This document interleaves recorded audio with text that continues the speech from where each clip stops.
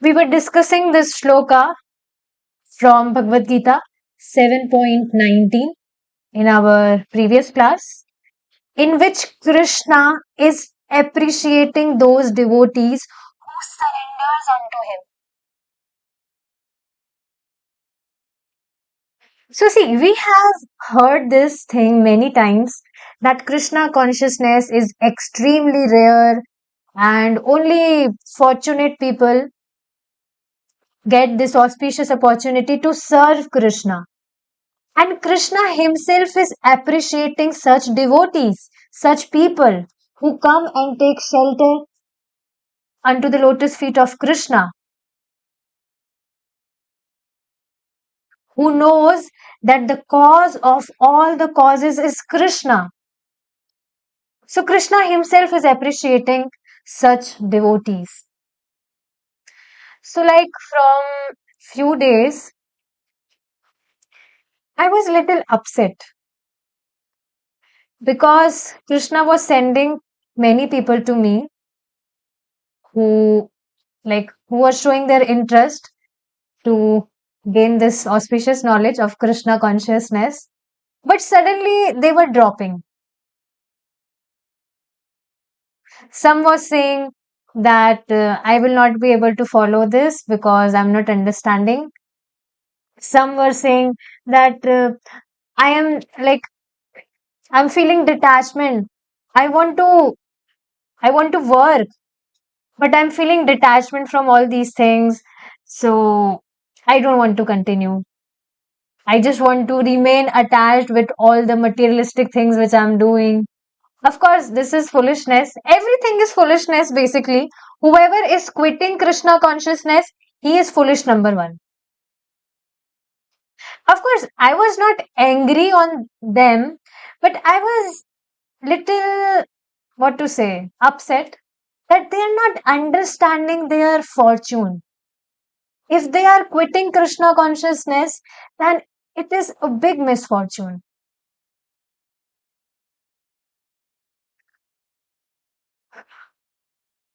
But so one should understand this thing. Later, I realized this thing. Rifti Mataji also counseled me. So she was telling this thing, which Prabhuji also have been telling from so long, that people will come and go. But then also, of course, we will feel upset. We will be little upset because they are leaving, because they are not understanding that they are not doing right if they are quitting Krishna consciousness. So they people will come and go, but we don't have to quit our devotional services for that. And I was not doing that. This was not the reason because of which I was not conducting class. Definitely, that was not the reason. There were there was some other reason for that. But yeah, we should understand this thing that these all are tests. First thing.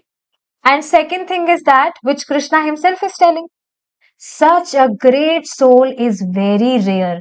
Very rare means that you will not find a crowd of people following this path. And our concentration should not be to build a crowd. Because definitely Krishna consciousness is extremely rare. And we have to pay attention to those people who have sincere desire in their hearts to follow this path. Because we can't always run after people. They themselves have to understand this thing that this process is for their what to say, for their own welfare. I don't know welfare if welfare is the right word or not, but it is for their own good. If they are serving Krishna, if they are practicing their devotional services, then they are actually nourishing their soul. Otherwise, other things are only for this dead matter, material body. So when we are serving Krishna, when we are practicing our sadhanas, then we are actually nourishing our soul. We are actually getting liberated from this cycle of birth and death. Liberating means it's a process. We are getting uncovered with the material layers gradually. So this one should understand. And later I realized that there are many devotees who are like eager to serve Krishna. They are just kind of mad for Krishna. Mad means, see, if you are following something for which you are not bound to follow, then that means that is the sign of love. You're actually liking it, that's why you're doing it. No one is paying you for that, or no one is giving you anything for that. You're doing it selflessly because you are understanding the philosophy.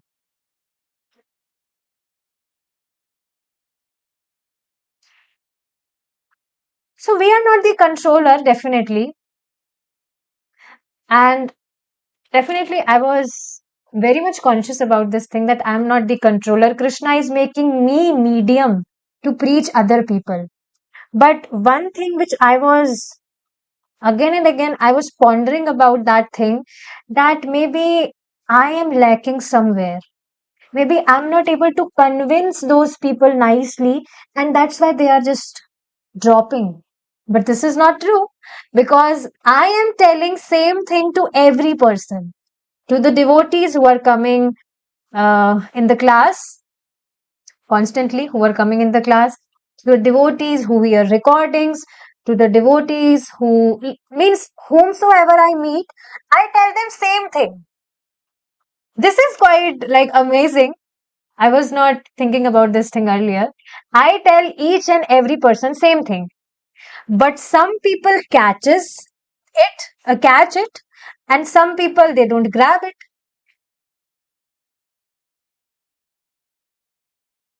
Because everyone is not at the same level. Some people are more engrossed in materialistic things.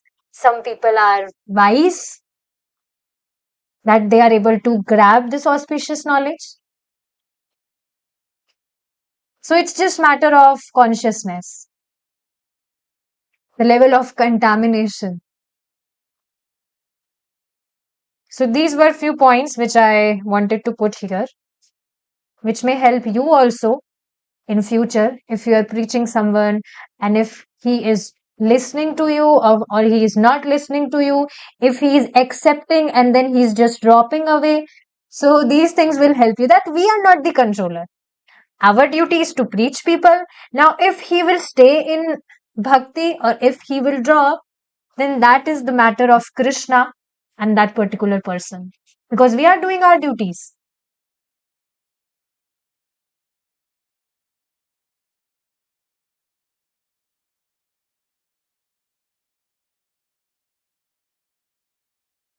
Okay, yes, see, one more point. Any person who wants to do does bhakti at any cost.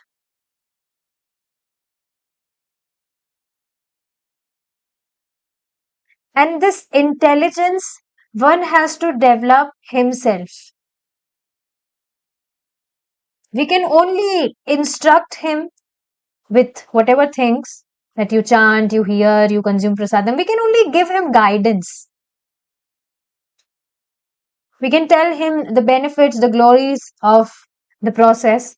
Now, it is it depends on his intelligence whether he accepts it, whether he grab the essence, or he just drop. So Krishna is saying that those are the great soul is very rare. Those such a great soul is very rare. Surrender to Krishna is the point. That is the aim of life. And the bhaktas, the intelligent men of the world, the most intelligent men of the world, take to this stage immediately. So you will see immediately means they will not think, oh, is it really the only purpose of life? Or is Bhakti Yoga is the only potent one? People are so much confused about this also. They often think that Gyan Yoga is most potent. I created a quiz on chapter book 1, the book which we discussed before this book. So in that I created one question, one quiz in which I gave multiple example options that which process is the most potent one. Dhyan Yoga, Gyan Yoga, Ashtang Yoga or Bhakti Yoga. So few people were there, few people, not all the devotees, they were selecting this option, Gyan Yoga, because they might not be hearing classes attentively. So yes, one should understand this thing, and that's why they were speculating. So one should understand this thing that Bhakti Yoga is the most potent one, and the intelligent men of the world take to this stage immediately. They don't doubt, they don't speculate. And Krishna himself allows him for that. Okay, one more thing we should understand. When Mataji asked this question from me, I was telling her, okay, I want to put one more point here. I was just checking like 2 to 3 days before, I was just checking my contact list that let's call today to someone and let's preach them about Krishna. So there, I took two numbers from my contact list. There was, both were Matajis. So there was one girl, she was my friend, but I have been assuming her my enemy when I was not in bhakti. But now it's not like that because we are understanding that no one is our enemy. We are fragmental part of Krishna. So we don't put any envy in our heart. So I called her and she was like very much happy. She didn't had any envy for me or any hatred in her heart for me. It was just me who was assuming that she is my enemy, she's not good girl, etc. etc. But she was very happy that wow, you called me, you have changed so much, your voice has also changed, etc. etc. She was very much inspired. And she also agreed that okay, if you are saying I will read the books, I will hear. She immediately got convinced. This is another thing that after that day she didn't called me back. I also, like, due to some reason, I didn't call her. Maybe I'll connect with her soon. So yes, she was not refusing or something like that. She was like, yeah, she accepted nicely without doubting or something. Now, another Mataji, which I called, she was actually my teacher of college times. So I called her. She was the one who used to teach us about scriptures. There was one subject that time, maybe in final year. Yeah, there was a subject related to scriptures only. So she used to teach us about scriptures, Atma, Paramatma, not directly about Krishna, but yeah, Atma, Paramatma, etc. etc. So she also suggested us to read Bhagavad Gita. Now, that time I was not able to relate with all those things much. I was like, oh, I don't want to go deep in such things, these Bhagavad Gita, Atma, Paramatma. No, I am not interested. So, but now as I'm following this process, so I remembered her that, yeah, she was the one who was teaching us like this. So I called her, I told her everything. She was very happy that I feel very happy when my kids call me, my students call me. So later, okay, after all these things, I told her about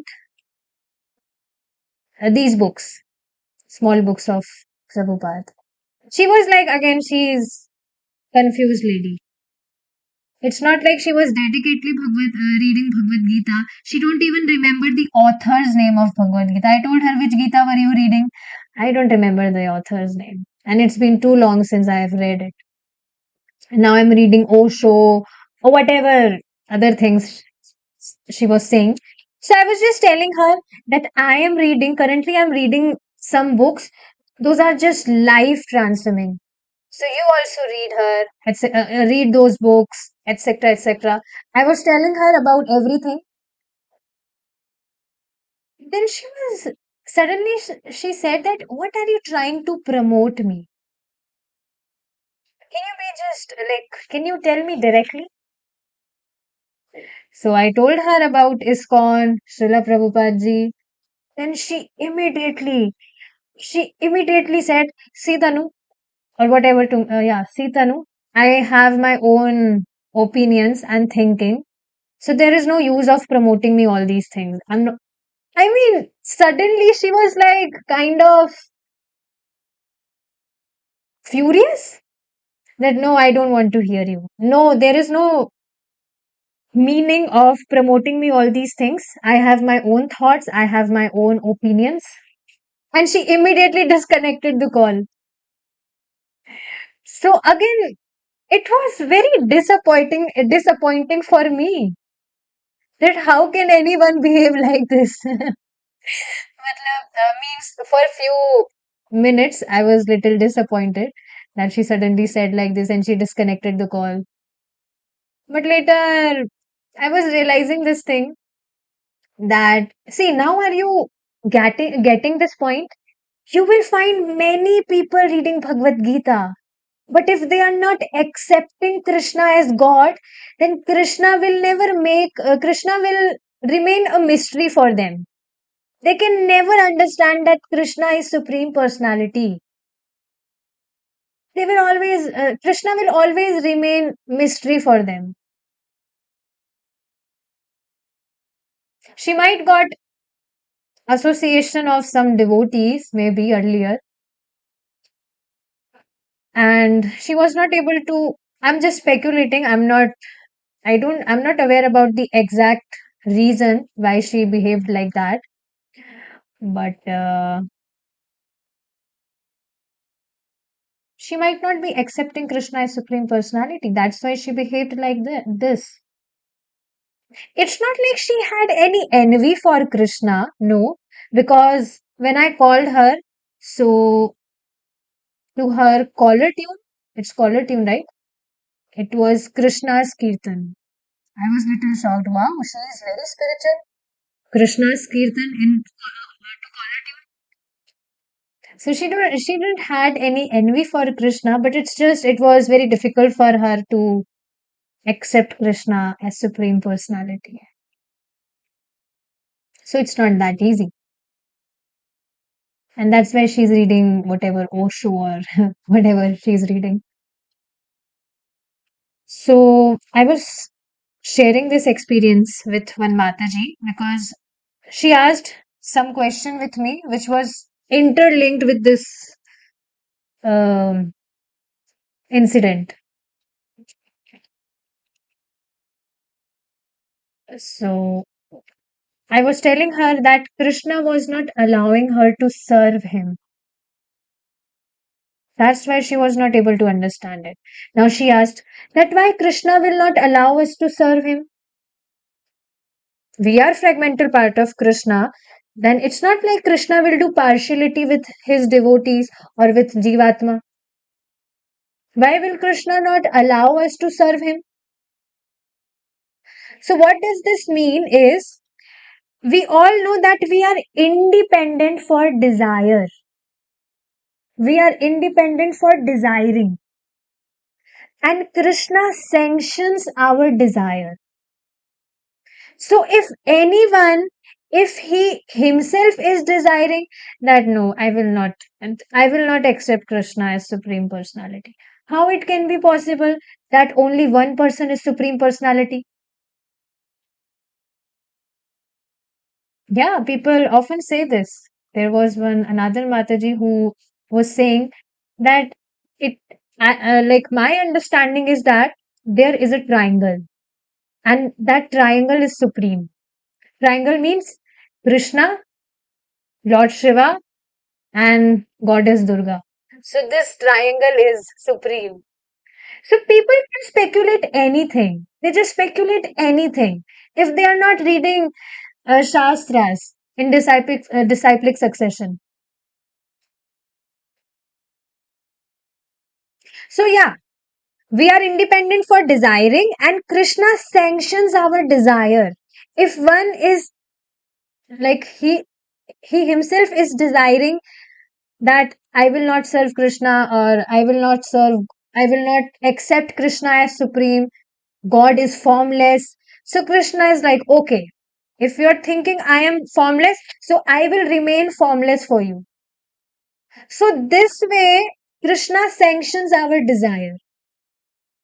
And you will see the day when you were told to chant or whatever things you have been told, you accepted it as it is without speculating or doubting. So you desired that, okay, I will chant. Okay, whatever things I will, Mataji is telling me to offer food to Krishna. Okay, I will offer food to Krishna. So our desire, we desired like this. So Krishna sanctioned our desire. So Krishna always sanctions our desire. This way Krishna allows and Krishna don't allow to serve him. It's not like Krishna is doing any kind of partiality. Krishna sanctions our desire. We are independent for desiring. And Krishna loves us, and Krishna wants our love.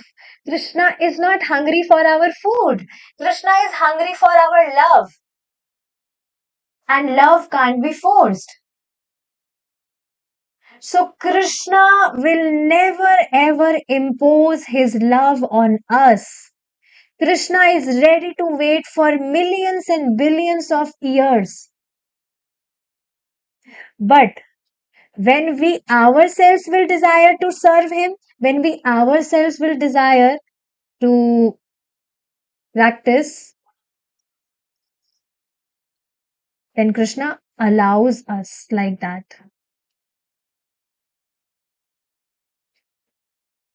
So this is one point which one should understand. And suppose if anyone, if he is so much engrossed in ignorance, mood of ignorance, but then also if he is chanting holy names of Krishna, then by time gradually Krishna will bless him with the intelligence.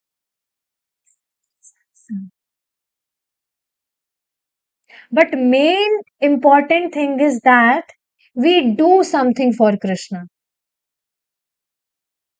This is important thing. If anyone will not do anything for Krishna, then how will Krishna help us? So it is important that we do something for Krishna.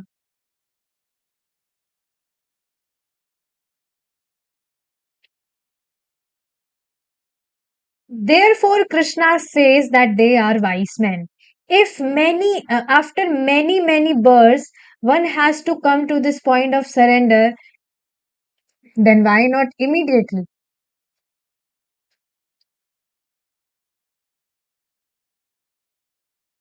The blazing fire of material nature is supervised by Durga. Often she is portrayed with weapons in her hands. She has 10 hands, and each holds a different type of weapon.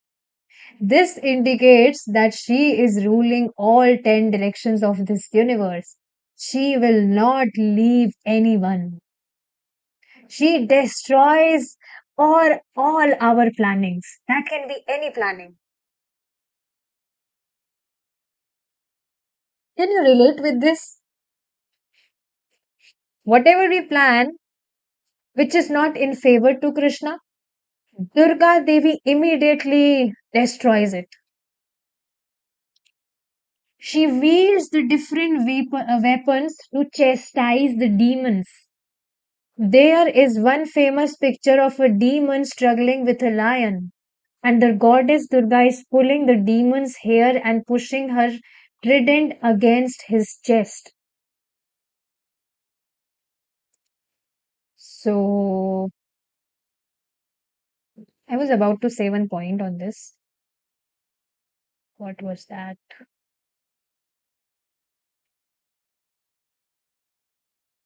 Yes.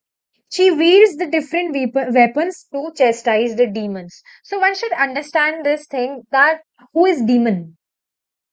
You will always find that there are two phases of human being, specifically human being, because human beings have elevated consciousness.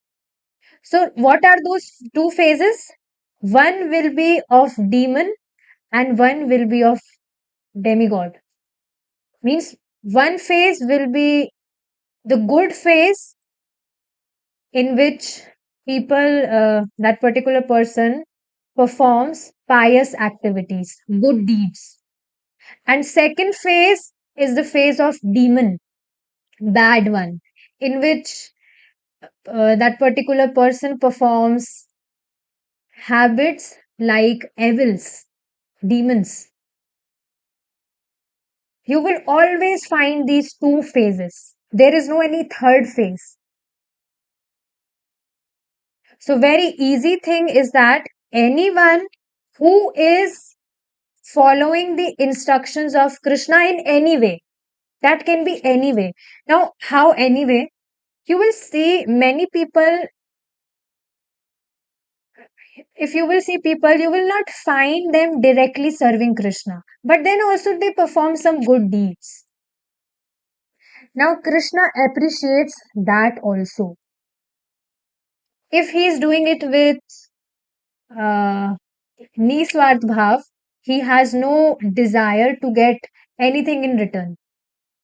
Then that is also a good deed which is appreciable by Krishna, which Krishna himself is telling in Bhagavad Gita, 12th chapter. 12th chapter.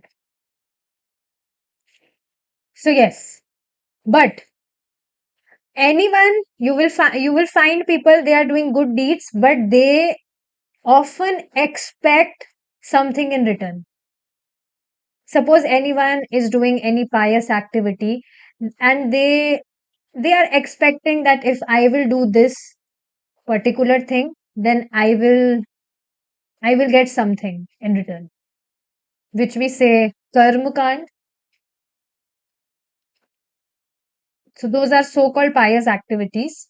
But yeah, Krishna appreciates those activities. Of course, devotional services which are directly in connection to Krishna, that is definitely appreciable by Krishna. Krishna just loves that.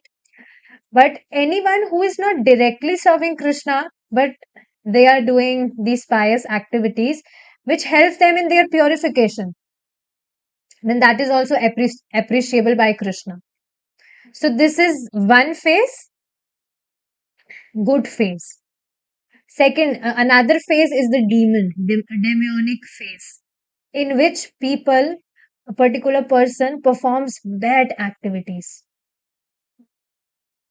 consuming non-veg or performing violence towards other animals or people or abusing, whatever bad things he's doing, that is the phase of a demon.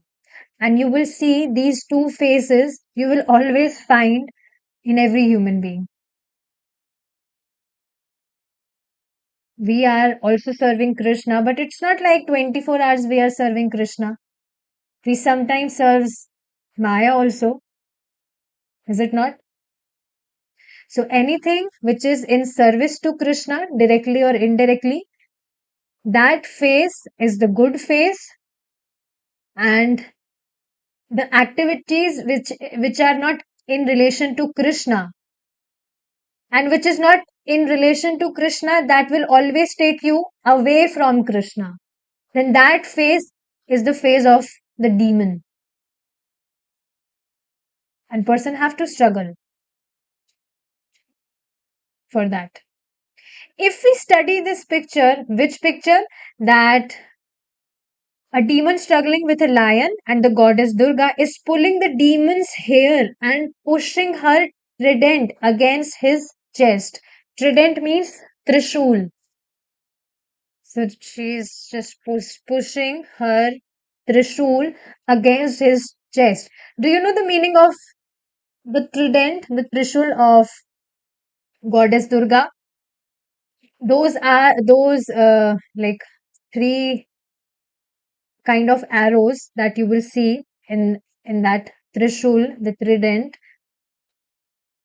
Those are the threefold miseries. The one which we get from our own body, the one which we get from other beings, and the one which we get from demigods. Which we get from our own bodies are like fever, depression, anxiety about something. From other beings, biting of mosquito, or someone is shouting on you. These are the miseries which we get from other people, and sufferings that we get from demigods are the natural disasters, earthquake, flood, etc. So though these are the threefold miseries which signifies the three arrows of the trident of goddess Durga. And she is bound to punish people like this, punish beings like this, because we are not serving Krishna. And that punishment is for our own welfare, so that we may understand that no, ultimate peace will come if we'll serve Krishna. If we study this picture, we can determine that we are the demon.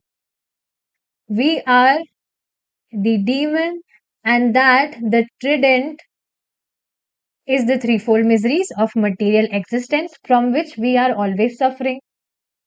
Some miseries are inflicted by other living entities, some are inflicted by natural disasters, and some are inflicted by the mind and body themselves. Clear? In one way or another, we are always struggling against these three types of miseries. Amazing thing is that it's not like we are suffering these miseries right now only. We have been suffering this even when we are not in Krishna consciousness. But it's just after gaining knowledge, we have become conscious about this. That yeah, we are suffering these three types of miseries. Otherwise, people are in so much of ignorant, they don't think it as a misery. They think it as a part of life. That, oh, these are part of lives. These cannot be neglected. But it's not like that. No one in the material creation can say that he is free from them. That can be any rich person, very, very rich person, or that can be any famous person, that can be any whatever person. Any person has to suffer all these miseries.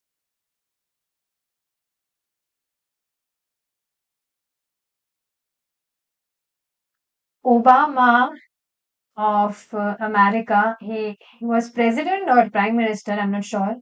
He himself interacted, he had a conversation with His Holiness Radhanath Swami Maharaj. He himself was telling to Maharaj that I have everything. I have all the comforts, all the luxuries, but then also I am not satisfied. I am not satisfied.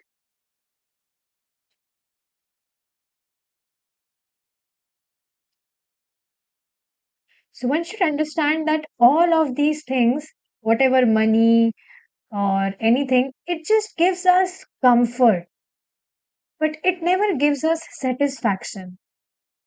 And if there is no satisfaction, then we can never get peace and happiness. Ashantasya kutah sukham. There will be no happiness if we are ashant, if we are not peaceful, if we are not satisfied.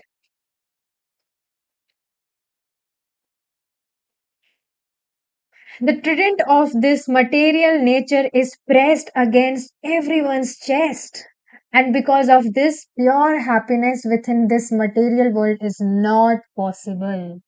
The creator of this world, Krishna himself, is telling this thing, um, that this material world is full of miseries. I'm not able to remember the shloka. Ashashvatam, something like that. So, yes, the creator of this universe himself is telling this thing. Then, how one can get successful in getting peace in this material world? We are not we are not greatest than Krishna. Krishna is the creator of this whole universe. And if he himself is announcing this thing, that this material world is full of miseries, then how can we, like, we can't, we can't fail the words of Krishna. It's not possible. We may try to satisfy Mother Durga by worshipping her or by giving her some bribe, but Durga is not so easily bribed. So even if then also he will have to suffer. He will have to suffer. And see, it's not like when Durga Devi is goddess Durga is punishing us. So it's not like she's enjoying this. She's punishing us so that we may understand this thing, that this material things will not give us pleasure. We can only be we can only get pleasure by serving Krishna. So this is very important. That Durga is not easily bribed. You might get some material amenities if you are serving Durga, goddess Durga, Mother Durga, but it's not like that sufferings will not come. Any person who is assuming himself intelligence, oh, it's Durga Devi who punishes us. Okay, so we will try to please Durga Devi, then she will not punish us. No, it's not like that. She will still punish you because she wants you to serve Krishna, and you will have to serve Krishna, which Prabhupada is telling here, that if after many, many births one has to come to this point of surrender, then why not immediately? You will have to surrender Krishna one day. You will have to surrender Krishna one day. If not today, then maybe tomorrow or maybe in next birth. But one day you will have to surrender to Krishna. There is no other way. There is no any other option. Then why not immediately? So wise and the most intelligent man of this world is the one who understands this and accept this process immediately, and he just follow it every single day consistently. With this we will stop our discussion here and we will continue it in our next class if Krishna is willing. Srila Prabhupada ki jai, Nitai Gaur Premanande, Hari Bol.